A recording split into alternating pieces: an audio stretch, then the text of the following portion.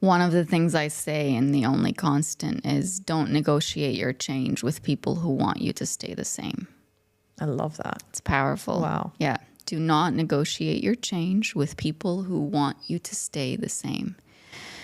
When we choose something for ourselves and we know that the people existing in our lives are going to have some kind of a resistance to it, or they're going to try to talk us out of it, or they're going to passive aggressively change the way they treat us so that maybe we get the hint not to move forward, or they're going to take something away from us, from what they have to offer us, like the acceptance or the welcome. We go back on the change so that we don't lose them, right? We say, their presence in my life is more important than my own life. That's really what we're saying to ourselves. But that's the battle between authenticity and belonging. The two should be present in every healthy relationship in our lives, where I can be myself, which includes I can change my life. I can go for the changes that I want, and I still fully belong in your life. My welcome in your life isn't dependent on the expectations that I meet for you. My belonging in your life doesn't depend on me staying the same. Now you're at a crossroads between choosing yourself and choosing being welcomed into the lives of people who you were always welcome in. But now you have the awareness that your welcome is conditional on you remaining as a certain version of yourself. I gotta say, I did not come into this like breakthrough moment where I was like, I have figured it all out, or it didn't just hit me. I've had to suffer, and my suffering was pretty self-inflicted. And the reason I say this is because sure, there was a series of events that happened that are tough and very tough and would, take anybody down. However, it was kind of the aftermath of the why me? Why is it that my two creators, my father and my mother, didn't want me? So why would that abandonment happen to me? Why was it all this way? What have I done wrong? How could I have, you almost start to take it, like when you're a kid, you don't really know. You trust these two people and you want them to take care of you. They're your carers. They're supposed to be your everything. And then when they let you down, it's so hard not to take that personally. So I went through some deep suffering of victimhood, and let's be honest, like I was a victim of that experience, but I'm not a victim of what it can cause. So like I don't have to let it affect me in a way where I just throw my life in the bin and just do a bunch of drugs and take and just give up. I can let it be something else. And that was again a point in my life where I was like, I've done that bit. I've suffered, I've been depressed, and I've tried, to numb it and escape, but it just obviously isn't working for me because it's just getting worse. I used to really, really look back and feel sorry for myself for the tears that I've cried. And now I look back and I go, wow, that is amazing, because I could never be here if I didn't actually go through all of these things. You need what's happened for you. It didn't happen to you. You need it. And even though it sounds like shit when somebody says, you needed that car accident, or you needed, this person to pass away. No, it's more about the way you think about it is whatever came from it was a lesson. And sometimes even the hardest things in life, like grief and just pain in every shape and form, it's awful. But it really, if you use it well, you can make something good out of it. Yeah. A good very overview test is, do you feel like this is something you should be doing versus something you want to be doing? You saw something at the shop for him, you knew he'd love it, so you got it for him, or you knew he was having a hectic day, so you went and got the dry cleaning or whatever, because it's just, and you didn't mind that. It's if you feel obligated, and that includes with friendships and things like that. I think it's more in that realm than my marriage. So obligation would be checking in. Sometimes we do things, especially with family, that we're like, okay, got to show up to that thing, but if you're feeling really leaned upon, and it's a should, and the should is usually always for other people. So have a check. I would encourage anyone, if you're feeling overwhelmed by shoulds, that is usually your inner critic, which is sort of the custodian of your comfort zone, jumping up and down in your head going, oh, you should do this, you should do that, you should get more like this, you should do that. And again, I think a bit to your point, it's chatter, and it's kind of keeping you away from really what's maybe going on underneath, which is perhaps this connection, say friendships, perhaps this connection actually isn't really serving me anymore. Perhaps no one's fault, but I'm just in a different life stage right now.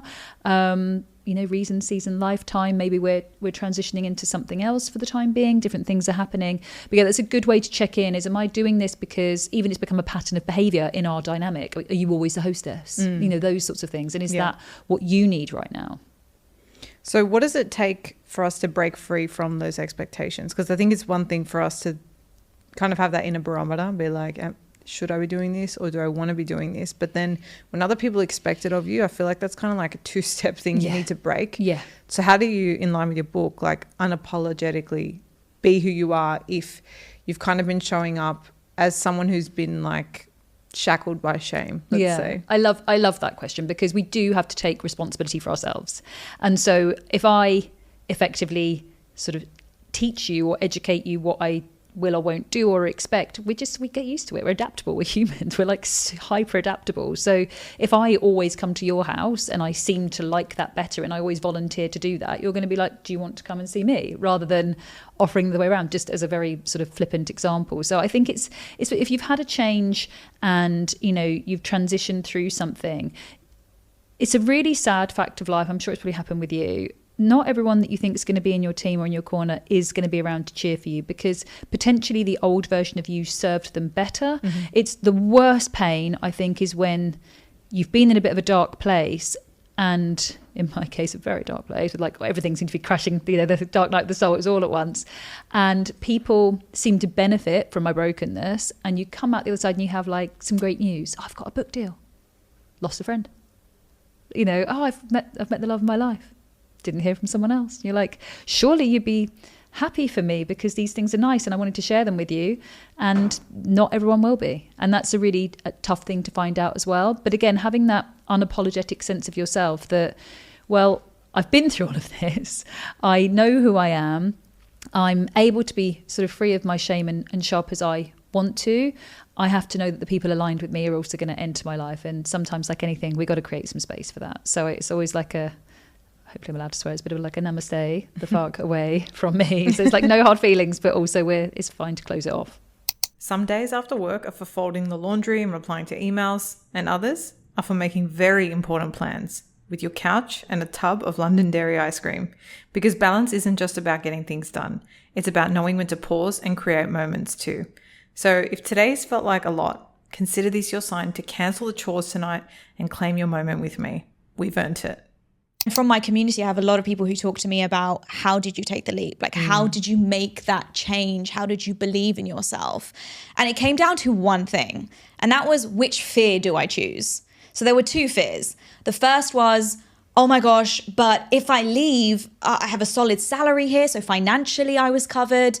It was my comfort zone. I knew it day in, day out. I had a routine with it. The third was, this was your dream. Are you going to let go of your dream? I was holding on to that fear of, but the unknown, what's going to happen next? And then that was one side of the fear. The second side of the fear was, okay, but are you still going to be here in 5 years' time? Are you still going to feel undervalued in 5 years' time? Are you still going to be saying to yourself, oh, Nimi, why are you here?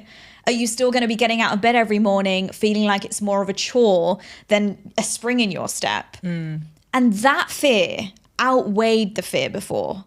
I was so scared of staying stagnant that any fear I felt about leaving and taking the leap was just irrelevant to me. Because I was like, I would rather look back and say, I'm so proud you tried, than, oh, I'm so proud you stayed in your little comfort box and, shied away from your potential. Yeah. So if anyone is feeling like they're in that kind of period and scared to kind of take the next step, I would say weigh out your fear. Which one scares you more? Because for me, it was definitely the latter. We talk about listening to our mind and our heart all the time, but our body is so aligned with us in the sense that if I feel something in my bones, that term exists for a reason, right? Because you feel it in your core, in your gut.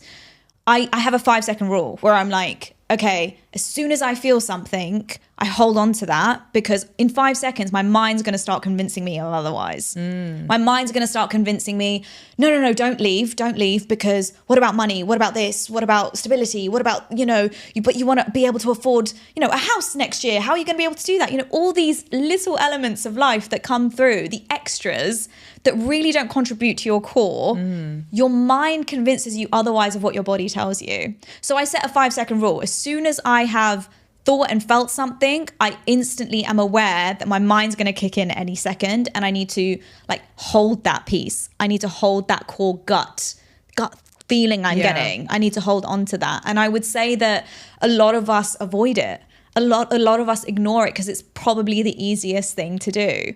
And so that kind of discipline has really changed the game for me in decision making and taking these kind of leaps. That's a challenge that all of us really experience, because especially when you're a high achiever, right? You always chasing the next thing. And it's really hard to stop and just realize that you are living something that you wanted a while ago.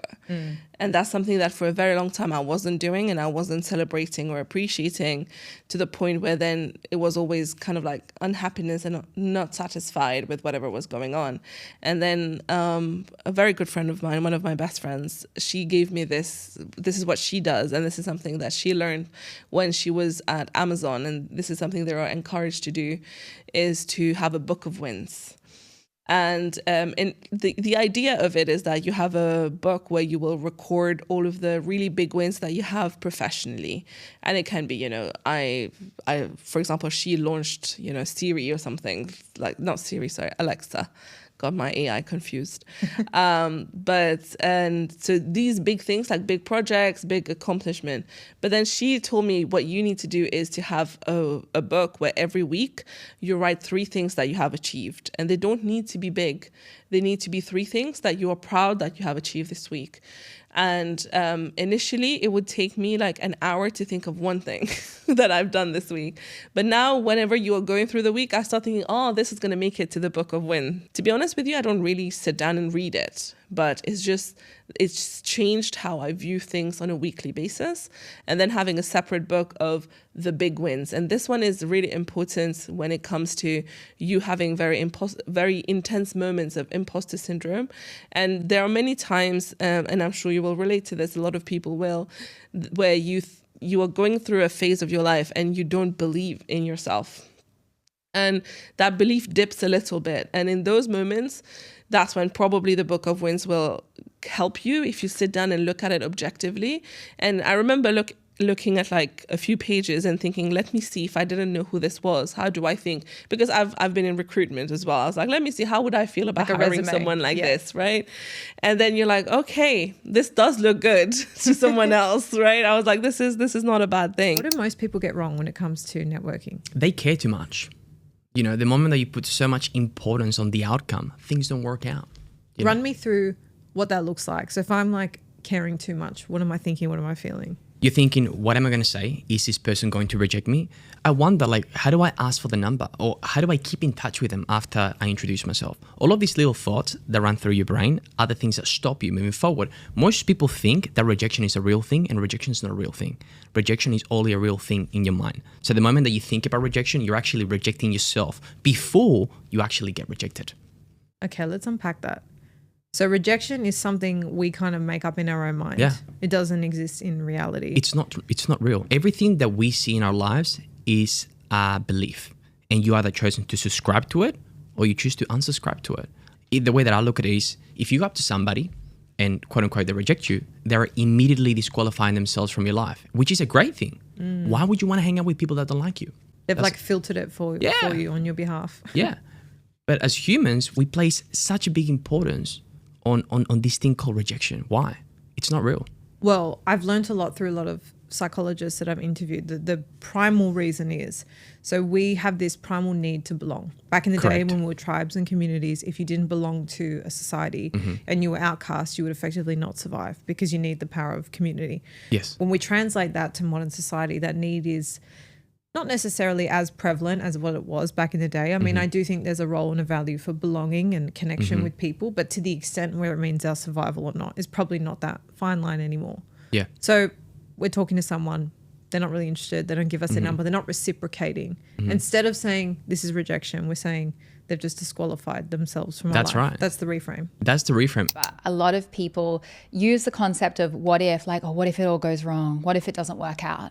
In my world, what if is like the quantum world of possibilities. What if it all works out?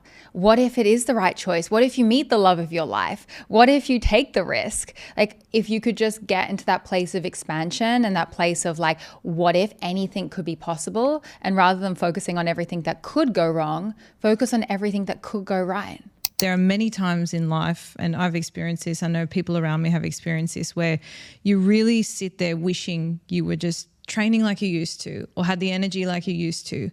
And when I really think about that, where you are today is a product of everything you've learned, everything you've acquired, mistakes you've made. Absolutely. It's almost like wishing for what you were yesterday, whether it be like your physical fitness or whatever it is.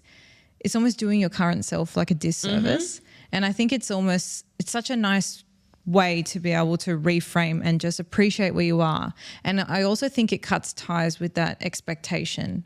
Again, something I definitely resonate with, where you almost expect to always be this at the same level, you know, which is so unrealistic. And it is, yeah. If we kind of peel that back and even talk about balance, like I never talk about balance in the sense where you're trying to find this equilibrium, this happy medium. Life is absolutely full of ebbs and flows. And sometimes it's the duality, right? You're experiencing a massive high and a massive low at the same time, which we're not really trained to understand how to deal with. And so balance for me is having the tools or having the flexibility to move through life so that you can re-pick yourself up where you need to.